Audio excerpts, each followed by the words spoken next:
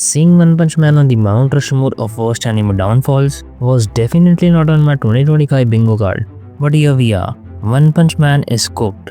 At this point, it's not even One Punch Man anymore. People are out here calling it One Cream Man.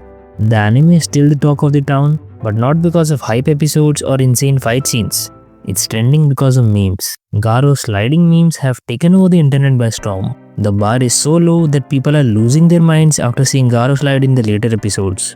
When Garou fought Royal Ripper and Bug God, I actually felt a spark of hope. It felt refreshing to see anything that wasn't just a moving PNG. We got real animation for once. This raised my expectation for episode 5, as it had tons of fight scenes and some of the best manga panels of Garou. But they absolutely massacred it. Look how they massacred my boy. Honestly, I should have seen this coming. Things felt off when the director of season 3 himself said, "Don't keep your hopes too high," right before the season even dropped. What kind of director says that?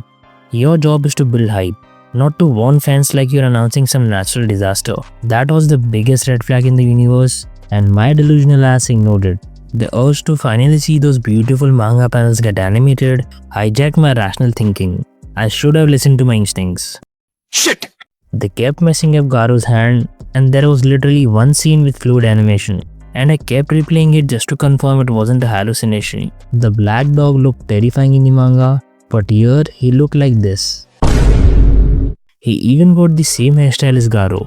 I revisited the manga to compare the damage, and surprisingly, it wasn't as bad as I expected. In terms of coloring and visuals, the manga frames were done justice. The real tragedy was the animation. Just look at this disaster of a scene. A random fan made an animation of episode 5 that looks 1,000 times better than the official production. At this point, fan animations are genuinely more entertaining than actual fights. These creators pour their heart and soul into every frame. They are a joy to watch. The whole mess has unlocked a new fear in me. What if they ruin Gojo vs Sukuna the same way? With how sky high the expectations are for Jujutsu Kaisen, it's not impossible. Fan-made Gojo vs Sukuna clips already look like full-blown cinematic masterpieces, which makes the pressure even worse. I hope I'm not jinxing it, but my overthinking ass just can't stop stressing about it. What really pisses me off is that these JC clowns can't animate Garou's iconic fight scenes properly, but they animate every tiny detail of Tatsumaki to perfection. There's so much special attention given to her in every episode. Her hair flows perfectly, while other characters' mouths don't even move when they are talking.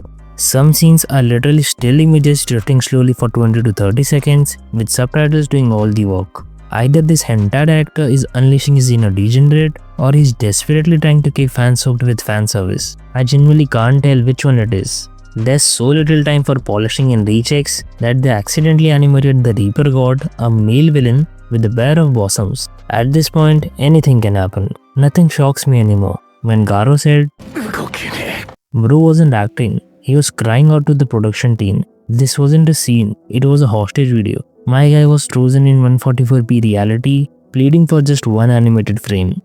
Now you might be wondering, why do these billion-dollar anime companies choose a season with insane hype, something destined to explode online, and still fund it like a school project, while showering money on brain rot shows like I got reincarnated as a hot spring towel? Don't worry, I will break it down. And to do that, we need to go back where it all began. Season 1. The reason for Season 1 looking so good was simple.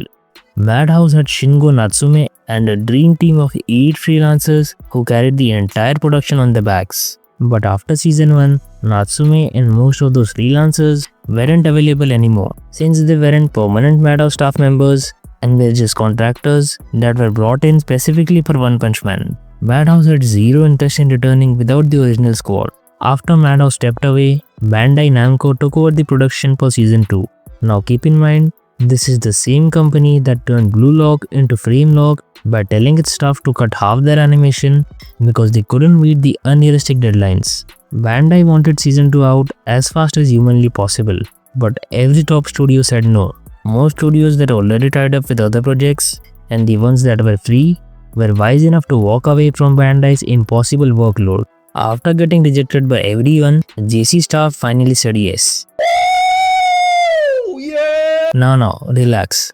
Don't start thinking of JC as some kind of hero here. I saw people online saying, It's not the fault of studio. The production company is responsible for studio schedule, budget and staff. Hate to break it to you, but JC isn't a saint either. They are famous for biting off way more than they can chew. They accept anything that lands on their desk, even when they're already drowning in multiple projects. In fall 2024, when other studios were handling one and in some cases two titles per season, JC staff decided to take on five. Daddy, chill. Their entire strategy for making money is quantity over quality. So no, you can't say JC staff has zero blame. Bandai is obviously the bigger problem, but JC's greedy ass just made things worse.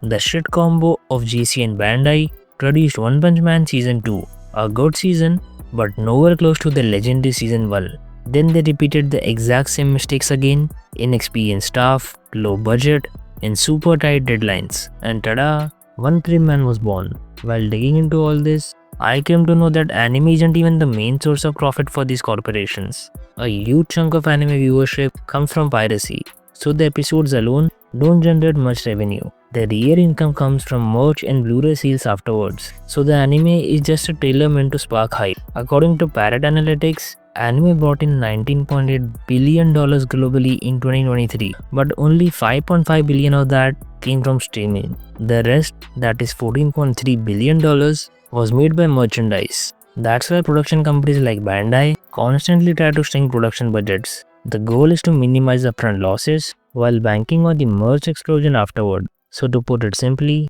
the main reason for One Punch Man Season 3 being this dog shit is greed from both production companies and anime studios. To be honest, even after knowing all this, there's still a part of me that's delusional, and it believes that we will get a couple or at least one banger episode with goated animation, just like they did with Blue Lock. It won't fix the mess they have made, but it will give me a little hope that it won't go down like The Promised Neverland or Seven Deadly Sins. That maybe, just maybe, it's not all over.